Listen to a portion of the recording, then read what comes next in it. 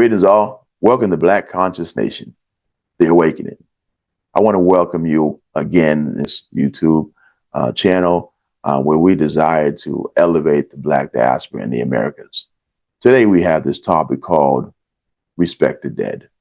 Literally what that means, we have the Black diaspora, we have went through a lot in the Americas just to have the right to vote. So we shouldn't squander that. We should not. What I'm seeing a lot of people who who have a lot of fire for the Democrats and Republicans, but don't have a lot of fire how the Democrat and Republican change political policies within their ranks. We want change. We want answers. We want solutions, and we demand it. Again, for those who change their affiliation, you have seen yourself that Democrat Party are now running after the black man, and they should. They should, because this is a political antics we're supposed to be playing now. This is a game. The game is it's about survival for the Black diaspora in the Americas. I have so much respect for the brother who hosted Joe Biden with his sons. The wonderful Black family. My question is this: Joe Biden, what happened in the last 4 years? Well, almost 4 years since you've been in office. What have you done sustainably for the Black family? But now it's time to get the votes again. You're running out, showing that you care for the Black family. Where was the love for the last 3.5 years? Again, I think all my Black diaspora family who made a decision to change their affiliation. Now, to the ones who did not change your affiliation, my Black diaspora, you're still stone cold Republicans, you're still stone cold Democrats. Well, let's deal with you. It's time for you to understand you need to stop being loyal to a party, but loyal to your people. You should remember all the stuff that we went through in this country. Now, I'll give some kind of credence to the younger folk who they've been indoctrinated in the school system that we all equal, we all have the same rights. Well, if you're my age and you worked in this system for the last over 40 years, you know it's not equal. So let's stop that lie. Whether it's a job, schooling, whatever it may be, if you're a Black diaspora over 40, well, really under that, you've seen the injustices. I remember I was in a men's group about 2 years ago. In fact, it was during COVID time. I was in a men's group. I think the youngest man in the men's group was about 22 years old. And we was talking about the disparities. Now, remember this, the youngest was about 22, and the oldest was like, I think 80, if I'm correct. And I asked the question, what racism have you faced in your lifetime? And it was quiet, especially for the older men. Because the older men, like my father's age, they had to grin and bear to bring the bacon home to sustain the family. Did you hear that? They had to go into the systemic system, knowing they was unjustly overlooked for job promotions, unequal pay, abuse, called face, took all kinds of abuse just so they can take care of their wife and children. I want you to understand this too. The black man goes to get a loan for his house, and he had to put a high down payment on it and high interest rate. Now the white man, the same job, same pay, he had lower interest rate and a less down payment. So he, the white man, was able to have his wife stay home with their children, where the black man and his wife both had to work full-time jobs to cover the high interest mortgage. And they had to work 2 jobs, 3 jobs, just get the down payment. That's not equitable. Being my age, I've seen it in my own mortgages, So let's be clear. That is unjust.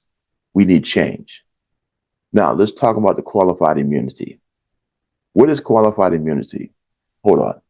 Who protects the race soldier police officers who do heinous and wicked things to the Black diaspora in this country, and they get away with it because they have immunity. That's not acceptable anymore. Your Republicans and your Democrats, it's time for you to go to your parties. Let me back that up. You Black Democrats and you Black Republicans, it's time for you to go to your party and say, I demand a change for my Black diaspora people in this country. Oh, wait a minute, you can't do that because you're loyal to a party. That's why it's important to be independent, because you're not tied to somebody. And you've seen it with Joe Biden, when he done a lot of times. When he says he's going to do something for us, the black diaspora, then he says, oh, my hands are tied as the Republicans. But I'm not for Trump. I'm not for Biden. I'm independent. But let's look at this. When Trump was in office, he went and just wrecked the place. He did what he wanted, and then he just wrecked it. Okay. He got a lot of things done for his party, not really for us. And yes, let's look at something else, Democrat and Republicans. Should you not understand this and understand it well, that your parties, both of your parties, had done some good and some bad, a lot of bad to the black diaspora, but you're kissing cousins. Sustainably, none of these parties had done anything for the black diaspora in the United States. Sustainably, where we can say it's going to be for generations. Prove it wrong. You can't. Also, I'd like to add to those who are really toting Trump, it is your right, and your ancestors died for you to have that right. Here's my question for those followers of President Trump.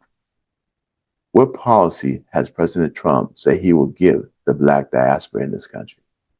I have heard nothing. All I hear the rhetoric is that he believes that we Americans can stand on our feet together.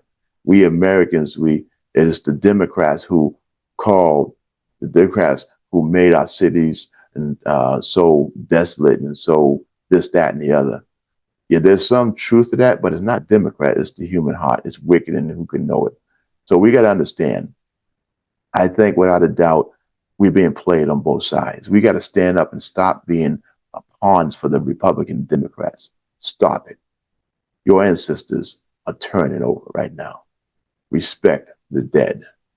Our ancestors died just for you to have the right to go protest and vote.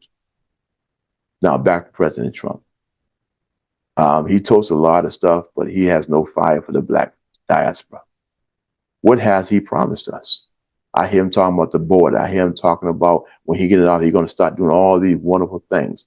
But not one thing I heard him say that he would do for the diaspora. Now, going back to Democrats. I have not heard them say nothing. What they're going to do for the diaspora. Everybody's playing us, family. They're playing us to a sick tone, and we keep dancing to the same tone. Let's stop that. Hold these people accountable for our votes. Just to be clear, whoever you vote, whatever party you support, you need to say what policies you're going to set up and the plans of the policies for the black diaspora. Again, we're going to go back to a month and a half ago. We had Dr. Victor Accam on our podcast, and his book was "We Want Solutions." And the book will be in the. I have the book in the description where you can order if you want to. Yeah, I suggest you order. It's a brother support black business. We Want Solutions. It talks about this thing not just in the Americas, all over the world. But let's be clear. White supremacy is all over the world. Is works to suppress the black agenda. So, family, understand that you have a right to vote, but respect the dead. Don't let the Democrats and Republicans play you to a fine tune, because at the end of the day, if we don't have policy, it's the same every day. Respect yourselves, respect the dead, get some policies with your politicians. Whatever city, town, or state that you're voting in, make sure they hear your voice and they give you sustainable policies that will affect and sustain the black diaspora. Peace and black love from Black Conscious Nation. Hey family, we hope you enjoyed this content today. Please be sure to comment, thumbs up, subscribe, and share. I'm also going to add some content to the end of this. It's going to be from Dr. Umar Johnson. It's from by way of African Lily TikTok. I will leave the links on the description below. Take care and enjoy. There is no black economy on earth ran by black people. Let me ask you a question. Can you name a single black economy run by black people on the planet Earth? I'm gonna ask you one more time. Can you name a single country, Africa, Central or South America, anywhere in the Caribbean where we are in control of our own economics. Anybody? There's not one. There's not one. There is no black economy on earth ran by black people. And there is no liberation for African people until we get control of our economics. Black people in America, we're a $2 trillion economy. We're the richest group of Africans in the world in terms of income. The richest. But can I ask you a question? Do we own anything? Where is our infrastructure? Where are our institutions? We keep talking about Black Wall Street, Black Wall Street, but no city in America do I find African people owning their own hospital, their own bank, their own supermarket, and their own school. Those are the 4 essential institutions. Independent black hospital, independent black bank. You need a hospital to save the people, a bank to invest in the people, supermarket to feed the people, and a school to teach the people. Why we ain't got that? There's a Chinatown in damn near every major city. You got little Vietnam, little Cambodia, little Italy. Where's little Africa? You know why we ain't got it?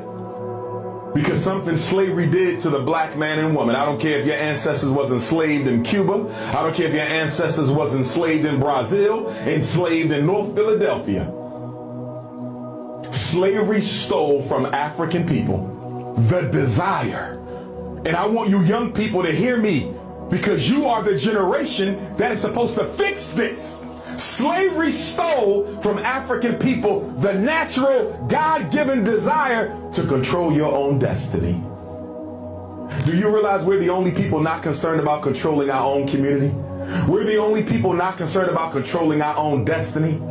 As soon as the Chinese show up on the shores of America, soon as an Arab shows up on the shores of America, soon as an East Indian shows up on the shores of America, they build in their own communities. They're looking for a piece of a city to call their own shops, their own businesses, their own import, export, and all we want to do is look good. Half y'all in here, soon as you get your student loan check, you in New York City shopping because you want to look good. Tell me I'm wrong. I don't care if you're from Belize or the Bronx. You want to look good. Looking good is more important than having power. African people, we in pursuit of money. White people in pursuit of power. Father Rothschild said, what? Give me control over a people's money. I care not who makes the laws.